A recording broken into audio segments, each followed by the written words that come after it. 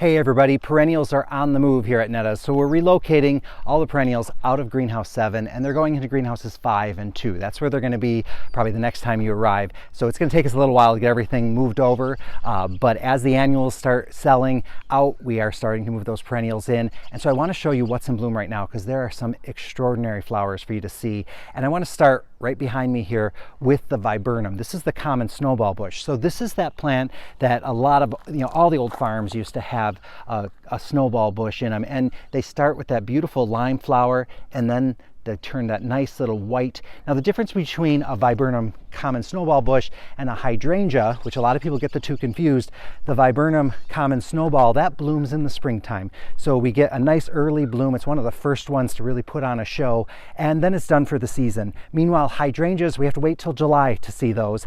And then once they start blooming, they go right through frost. And with a lot of the hydrangeas, we get some colors, some pinks or blues or reds, those kind of colors as the season progresses. Now I'm going to take you inside greenhouse 5 because there are some other things you have to see. So we're going to zip on over here. The poppies have started, especially the Icelandic varieties. Those are always the first poppies to kind of start flowering. So those are just starting right now. So we got a couple of those just getting ready. So probably by the weekend, we're going to see some pretty flowers on those.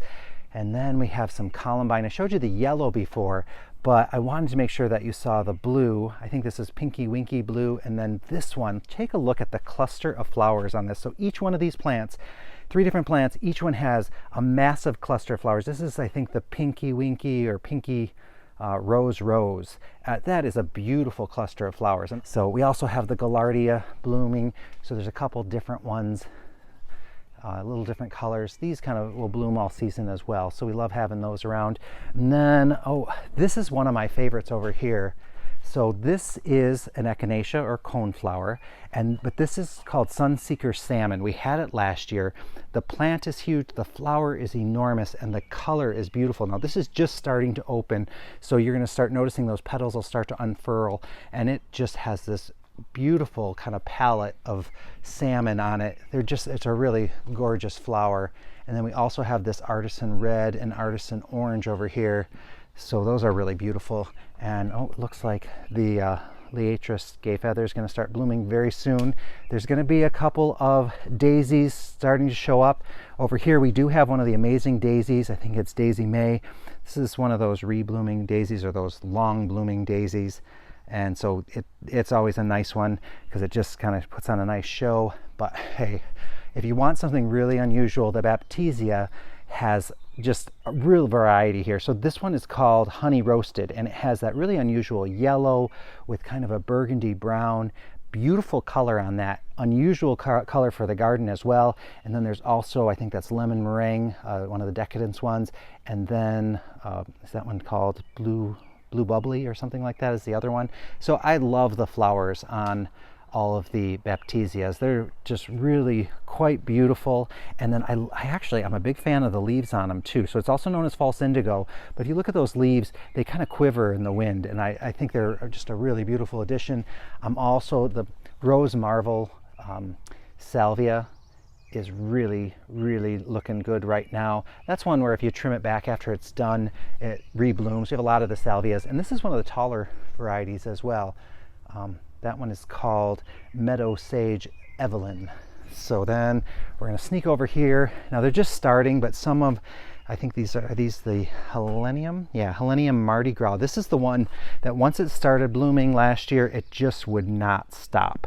And it gets nice and tall as well. And here's just a beautiful view of more of that Baptisia. That's that Blue Bubbly. Those are just beautiful, beautiful flowers. I'm really loving those. And then we're going to slip over here to, let's see, we have some Beebalm, also called Monarda. And so those are looking great. I think this one is the, is it Sugar? Sorry, I got it. Sugar Buzz Blue Moon is the color of this one. So you can see it's one of the larger varieties. Has just a really nice look to it. And then over here, one of the smaller, shorter varieties. This is, pardon my lavender. There's a couple different colors in this series.